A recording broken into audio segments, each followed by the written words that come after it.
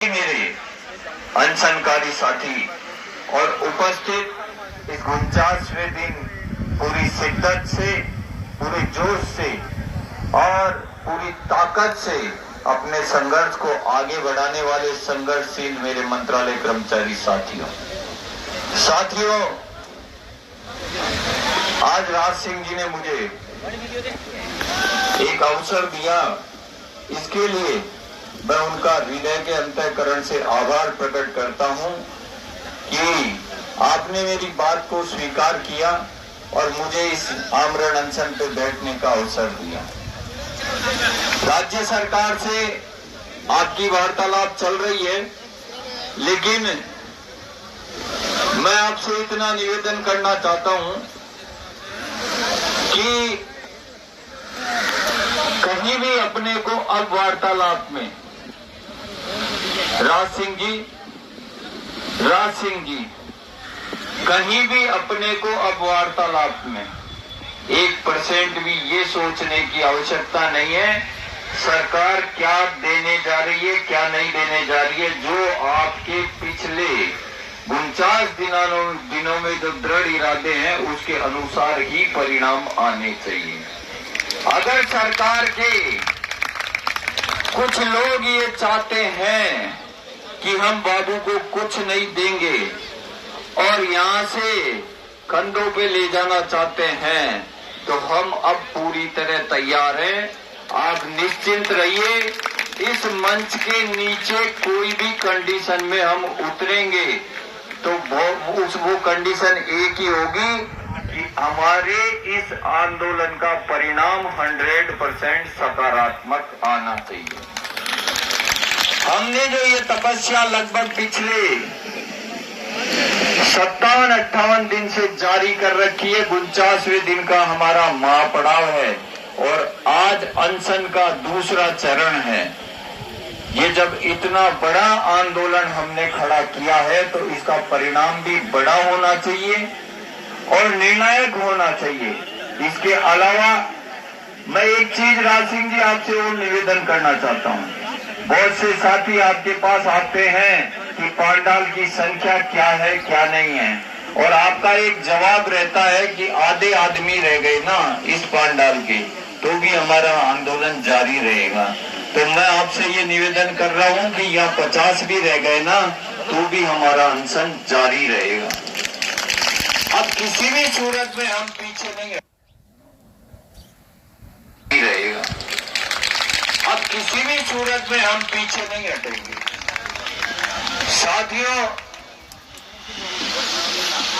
दोबारा आमरण अनशन पर बैठना एक ही आंदोलन के दौरान और एक कैबिनेट मिनिस्टर का यहां आना और सार्वजनिक रूप से ये कहना कि 3 दिन में आपका फैसला हो जाएगा और उसके 10 दिन तक अगर उसका निर्णय नहीं होता है और फिर पुनः आमरण अनशन पे बैठना पड़ता है, तो ये सरकार में बैठे उन अधिकारियों, उन मंत्रियों और उनके लिए सोचने का विषय है कि वो उनकी सोच किस स्तर तक पहुंच चुकी है।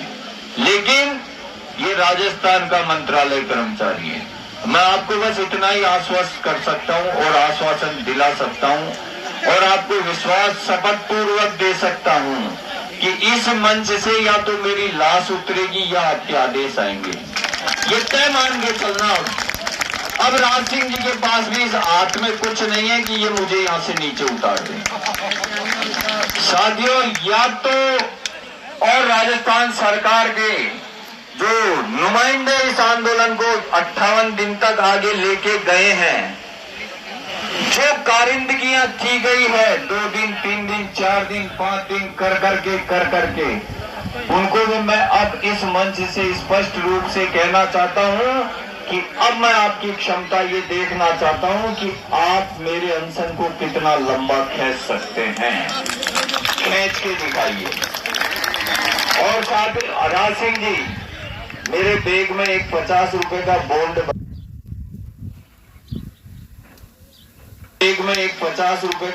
भरा हुआ है, जिसमें ये लिखा हुआ है कि कोई भी प्रशासन का अधिकारी या कोई भी प्रशासन का अधिकारी मुझे इस मंच से जबरदस्ती नीचे नहीं उतारेगा। अगर उतारता है और मेरे कुछ होता है तो उसकी जिम्मेदारी उसी पे थोप दी जाएगी पूरी। इसलिए आप निश्चिंत हो जाइए। कौन आ रहा है, कितने बाबू आ रहे हैं, अगर 57 दिन तक प्रदेश अध्यक्ष राज सिंह के नेतृत्व में 58 दिन तक ये मंच आंदोलन कर सकता है और ये जो साथी इस पांडाल में बैठे हुए हैं ये 57 दिन डट सकते हैं, तो इस विजय को पाने के लिए ज्यादा की आवश्यकता भी नहीं है। जो आए उसका स्वागत है, जिसका जमीन जिंदा है वो आएगा। न यहाँ बैठा हुआ कोई व्यक्ति व्यक्तिगत खुद के निजी फायदे के लिए यहाँ बैठा हुआ है। अगर वो यहाँ बैठा है तो भी वो सार्वजनिक फायदे के लिए बैठा है और यहाँ अनशन के लिए बैठा है तो भी सार्वजनिक फायदे के लिए बैठा हुआ है, और अगर वो नेतृत्व कर रहा है तो भी सार्वजनिक फायदे के लिए नेतृत्व कर रहा है। ये सोचना है राजस्थान के आम बाबू को, न राज सिंह जी को सोचना है, न इन अनशनकारियों को सोचना है और न इस पांडाल में बैठे हुए किसी साथी को सोचना है। ये उनको सोचना है जो अपने घर बैठ के सोशल मीडिया के माध्यम से परिणामों की जानकारियां हासिल करना चाहते हैं। ये उनको सोचना है जो कुचक्र चलाकर इस आंदोलन को समाप्त करने के हर संभव प्रयास करके नाकाम होके चलाकर इस आंदोलन को समाप्त करने के हर संभव प्रयास करके नाकाम होके शमशान घाटों की तरह अपने घरों में जाकर बैठ गए। साथियों, मैं आपसे एक निवेदन और करना चाहता हूं कि अनशन दोबारा हो तिबारा हो, विषय ये नहीं है। विषय उन सरकारों को सोचने का है कि हमारे हालात क्या हो गए, कि बाबू मान क्या रहा है। राजस्थान का बाबू, मैं बार बार इस मन से कहता आया हूं कि राजस्थान का बाबू इस बार कुछ भी ऐसा नहीं मांग रहा है कि सरकार को देने में किसी भी प्रकार की कोई पीड़ा हो, या बाबू को देने के बाद अन्य कोई संवर्ग आके खड़ा हो जाए और वो ये कह दे कि मुझे दो, क्योंकि बाबू ये कह रहा है कि जो औरों को दिया जा रहा है वो ही मुझे दे दो। इसके अलावा अतिरिक्त बाबू कुछ भी नहीं मांग रहा है। मुख्यमंत्री जी को गुमराह कब तक करोगे, कब तक? मैं धन्यवाद दूंगा जो पाली, जोधपुर और आपके बाड़मेर के साथियों को, जिन्होंने शानदार तरीके से मुख्यमंत्री जी को पूरी जानकारियां दी है। और साथियों, ये जो आज जोधपुर का मेरे हिसाब से शाम को 4 बजे का कार्यक्रम है और वहां पे 4 बजे 4 से 5 हजार मंत्रालय कर्मचारी इकट्ठे हो रहे हैं। एक बार उन सब के लिए जोरदार ताली बजा दो। जो लोग राजस्थान सरकार में बैठकर ये बातें करते हैं कि ये आंदोलन कमजोर हो रहा है, इसकी संख्या कम हो रही है, उनको मेरा विनम्र शब्दों में निवेदन है कि आज माननीय मुख्यमंत्री महोदय के घर में, उनके निवास में, उनके विधानसभा क्षेत्र में अपनी आंखों को फैलाना, राजस्थान का 5000 बाबू वहां इकट्ठा हो रहा है और मुख्यमंत्री जी को अपना ज्ञापन सौंप रहा है। मैं फिर विनम्र शब्दों से उन लोगों से ये निवेदन करना चाहता हूं कि अपने दिमाग से ये भ्रम तोड़ दे कि राजस्थान के मंत्रालय कर्मचारी का आंदोलन खत्म हो जाएगा या सिमट जाएगा या कमजोर हो जाएगा।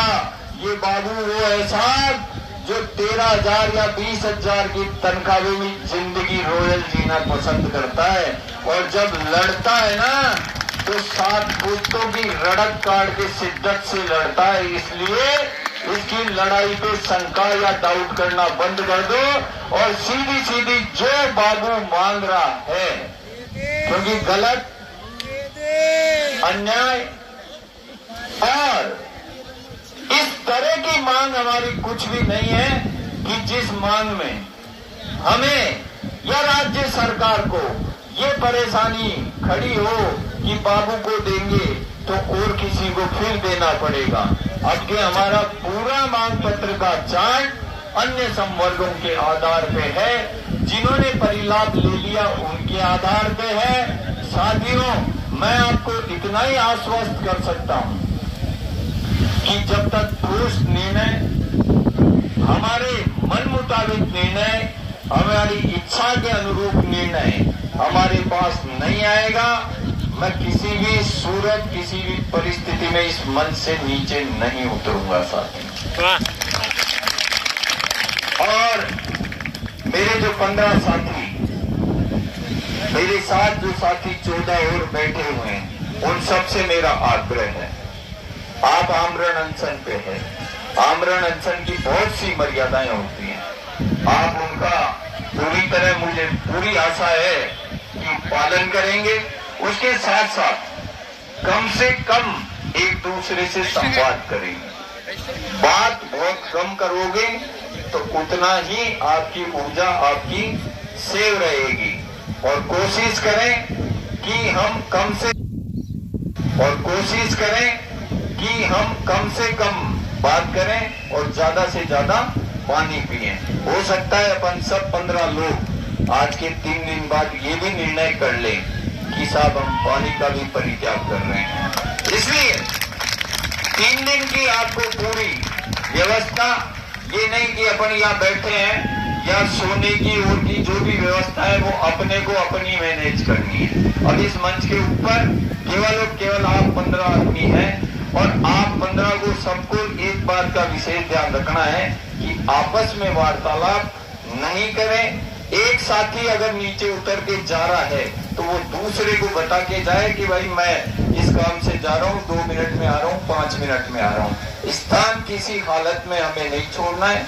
सुबह हमारे नहाने धोने की जो भी व्यवस्थाएं हो, जैसी भी हमारी व्यवस्थाएं मैनेज होती है, उसके हिसाब से अपन सब लोग यहाँ बैठ के डिसाइड कर लेंगे। लेकिन हमें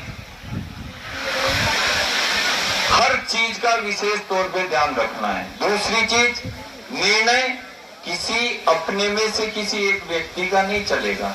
अपन जो लोग सार्वजनिक रूप से बैठे हुए हैं वो सब बैठ के ये फाइनल करेंगे कि आगे अपने को कब जल छोड़ना है। तो अपना सामूहिक जो निर्णय होगा वो ही निर्णय होगा। ये नहीं कि मैं ये कह दूं मैं आज ये छोड़ रहा हूँ और कल दूसरा कह दे मैं ये छोड़ रहा हूँ। इस तरह की चीज नहीं होनी चाहिए। मंच छोड़ने से पहले हम एक हमारे बराबर के साथी को जो मंच पे बैठा हुआ है उसको बता के जाएं कि हम इतनी देर में वापस आ रहे हैं। साथियों, हम जो 15 आदमी बैठे हुए हैं, हम अनशन कर रहे हैं, इसमें कोई दो राय नहीं। हम किसी पे कोई एहसान नहीं कर रहे हैं। पहली चीज, हमारा मन, हमारी आत्मा, हमारे विचार ने हमें ये स्वीकृति दी कि हमें आमरण अनशन पे बैठना है। तो हमें इस चीज का विशेष ध्यान रखना है और हमें पूरी तरीके से दृढ़ संकल्पित इस विचार पे रहना है कि या तो निर्णय और या मौत, दोनों में से एक चीज मिलेगी तो ही हम यहाँ से नीचे उतरेंगे, वरना नहीं उतरेंगे साथियों। और कोई दिक्कत नहीं, 8-10 दिन तो आराम से आदमी खींच जाता है, कोई दिक्कत वाली बात नहीं है। इसलिए जो आप साथी बैठे हुए हैं उनसे भी मेरा निवेदन है कि आप भी दिमाग पे इतना ज्यादा लोड नहीं ले कि आपके 15 साथी अनशन पे बैठे हुए हैं। आप मुस्कुराते रहेंगे, प्रसन्न रहेंगे और उत्साह में रहेंगे तो इनको ये मान के चलो 100%, 10-20% ऊर्जा तो वैसे ही फोकट में मिल जाएगी आपके चेहरे देख देख के। इसलिए आज तो कोई दिक्कत वाली बात है नहीं, कल और परसों से कोई दिक्कत वाली बात है नहीं, कल और परसों से थोड़ी थोड़ी दिक्कत चालू होगी। इसलिए कोई तनाव लेने की जरूरत नहीं है।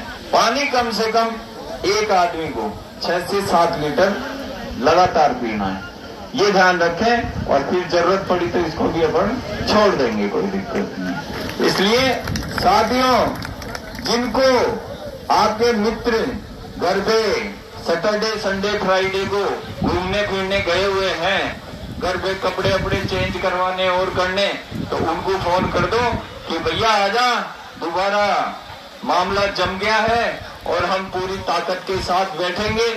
और ये मान के चलना साथियों, हम 100% यहां से 100% जीत के जाएंगे। जीत के अलावा दूसरी चीज तो कुछ है ही नहीं जो हम यहां से ले जाएं। इसलिए आप निश्चिंत रहें, मस्त रहें और ताश खेलने वाले पूरी तरह ताश के पत्तों में व्यस्त रहें, इसमें कोई दो राय नहीं है। साथ खेलते रहो और दमादम बछेड़ दिए जाओ, कोई मन से क्या बोल रहा है क्या नहीं बोल रहा है, लेकिन डटे रहो मैदान में। सबसे बड़ी बात है मैदान में डटे रहना साथियों। साथियों, आप सभी लोगों का मैं हृदय से आभार व्यक्त करता हूं, आप सबको नमन करता हूं कि आपने इस इतने लंबे आंदोलन को जिस अनुशासन के साथ लड़ा है, उसके लिए मैं पुनः आप सबको प्रणाम करता हूं, आपका आभार प्रकट करता हूं और आपको धन्यवाद ज्ञापित करता हूं। साथ ही मैं चाहूंगा कि एक बार पूरी ताकत से मेरी आवाज में आप आवाज मिलाएं, बाबू एकता जिंदाबाद, बाबू एकता जिंदाबाद, बाबू बाबू बाय बाय, बाबू बाबू बाय बाय, बाबू बाबू बाय बाय, और लेके रहेंगे बाय बाय। एक मैं छोटा सा निवेदन, मुदगल जी है क्या कहीं? मुदगल जी, जयपुर जिला अध्यक्ष आदरणीय मुदगल जी नहीं है, कल है राज सिंह जी, कल मुख्यमंत्री जी आ रहे हैं और आप कार्यक्रम जो है वो घोषित जरूर करें सुबह का शिक्षा संकुल का, ऐसा मेरा निवेदन है। मुदगल जी के नेतृत्व में ही करना। धन्यवाद। जय हिंद, जय संगठन साथी।